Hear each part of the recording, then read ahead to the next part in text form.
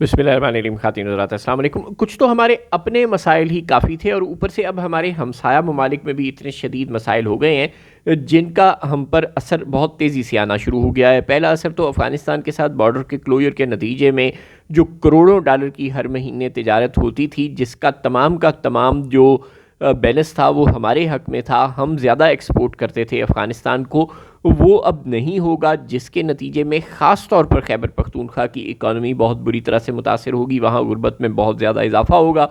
Border areas तो मुकम्मल तौर पर अफ़गानिस्तान के साथ तिजारत पर मुनहसर थे और सुहेल आफरीदी साहब ने या शहबाज शरीफ साहब ने या रावलपिंडी वालों ने, किसी ने भी अब तक ऐसा किसी अल्टरनेट पर नहीं सोचा। देखिए, खैबर पख्तूनख्वा के लोगों को हम अब एक तरफ तो ये कह रहे हैं कि आप जो पोस्ट की काश्त करते हैं वो आप करनी बंद कर दें। अफरीदी साहब कहते हैं कि उन्होंने आने के बाद नारकोटिक्स को बहुत हद तक कंट्रोल किया है, जो कि बहुत अच्छी बात है। अगर अफरीदी साहब, अगर पाक फ़ौज, अगर शहबाज हुकूमत नारकोटिक्स को खैबर पख्तूनख्वा में कंट्रोल करती है, उसकी काश्त को कंट्रोल करती है, तो ये बहुत अच्छी बात है। और दूसरी तरफ बॉर्डर पर भी हमने उनकी तिजारत बंद कर दी। गोया जहाँ जहाँ से वो पैसे कमा रहे थे, अगर वो तमाम ज़राए बंद होते जाएंगे। और तीसरा जो उनका सोर्स है टूरिज़म, उस टूरिज़म का ये हो रहा है कि शदीद मौसमों में शिद्दत इतनी आ गई है, फ्लैश फ्लड्स और वगैरह वगैरह, कि अब लोग जो पहाड़ी इलाके हैं वहाँ पर सैर व सयाहत के लिए जाने से डर रहे हैं। गोया 3-4 बड़े सेक्टर्स थे जो खैबर पख्तूनख्वा की इकॉनमी में कंट्रीब्यूट करते थे। अफ़गानिस्तान से तिजारत, टूरिज़म और नारकोटिक्स, और इसी तरह के असले की तिजारत और ये सब कुछ। अब असले के भी ख़िलाफ़ रियासत क्रैकडाउन करती है, अब नारकोटिक्स के ख़िलाफ़ भी रियासत क्रैकडाउन करती है, जो कि बहुत अच्छी बात है। ये काम बहुत पहले करना चाहिए था।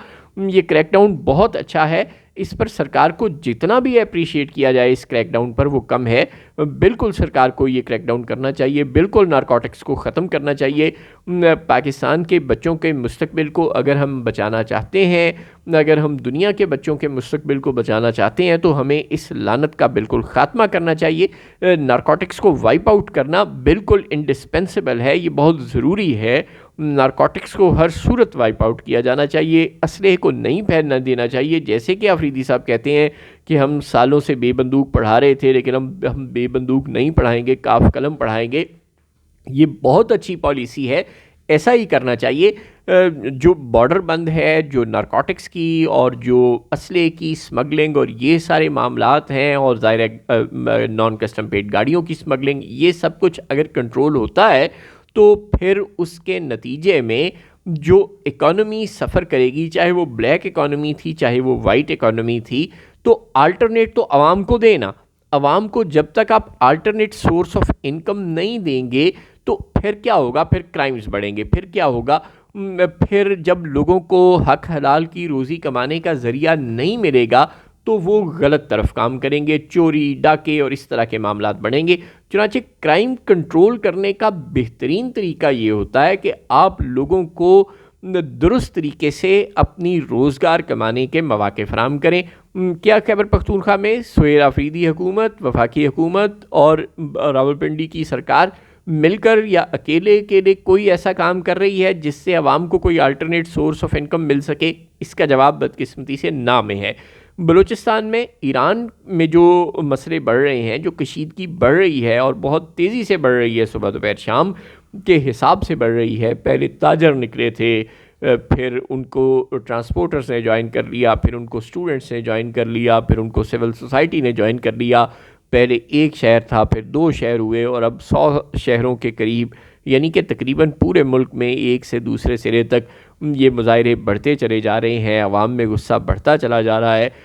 इस नतीजे में अमेरिका अलग चौधरी बना हुआ है, वो अलग ईरान को धमकियां दे रहा है। अगर ईरान में इंस्टेबिलिटी बढ़ती है, तो जो बलूचिस्तान के लोगों की तिजारत है ईरान के साथ, जिसमें भी बदकिस्मती से एक बड़ा हिस्सा ब्लैक इकॉनमी का है और तेल की स्मगलिंग और दीगर मसाइल हैं, तो गोया अगर हमने अपने बॉर्डर एरियाज़ में रहने वाले लोगों को, चाहे वो ईरान के बॉर्डर पर हैं, चाहे वो अफ़गानिस्तान के बॉर्डर पर हैं, चाहे वो बलूचिस्तान में हैं, चाहे वो खैबर पख्तूनख्वा में हैं, अगर हमने उन्हें कोई alternate source of income provide ना किया, जो कि प्रोवाइड करना रियासत की ज़िम्मेदारी है, चाहे वो माइनिंग को प्रमोट करके हो, जो कि दोनों सूबों में बहुत ज़्यादा इस बात की गुंजाइश मौजूद है कि माइनिंग को प्रमोट किया जाए, और चाहे वो डिजिटल इकानमी को, आईटी सेक्टर को प्रमोट करने की जो कैपेसिटी है वो बहुत ज़्यादा मौजूद है हमारी यूथ में, चाहे वो बलूचिस्तान में हो, चाहे वो खैबर पख्तूनख्वा में हो। ये आप मत सोचें कि दूर दराज इलाकों में रहने वाले बच्चे पीछे हैं। वो सलाहियतों में किसी से कम नहीं है। वो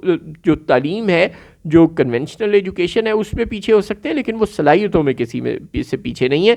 उनको नर्चर करने की, सपोर्ट करने की ज़रूरत है। चुनांचे डिजिटल इकानमी को प्रमोट करना और टूरिज़्म को प्रमोट करना और माइनिंग को प्रमोट करना और एग्रीकल्चर को और इंडस्ट्री को और ख़ास तौर पर घरेलू सनतों को प्रमोट करना, ये वो सारे काम हैं जो रियासत की ज़िम्मेदारी है। आवाम को फैसिलिटेट अगर आप नहीं करेंगे तो फिर इन इलाकों में क्राइम्स बढ़ेंगे, जराइम बढ़ेंगे और बदमनी फैलेगी। इस सब को रोकने के लिए ये वक्त की शदीद ज़रूरत है कि आप बलूचिस्तान और खैबर पख्तूनख्वा के वो लोग जो ईरान और अफ़गानिस्तान के बॉर्डर पर मुकीम हैं, उनके लिए रोज़गार का ज़रिया फ़ौरी तौर पर कोई बेहतर ज़रिया पैदा करने की कोशिश करें। अगर आप नहीं करेंगे और फिर सिर्फ सुहेल अफरीदी से लड़ते रहेंगे तो इस तरह ब्लेम गेम तो होती रहेगी, लेकिन अवाम पिसते रहेंगे और उनके मसाइल भी हल नहीं होंगे और अल्टीमेटली पाकिस्तान के लिए मुश्किलात में इजाफ़ा होगा।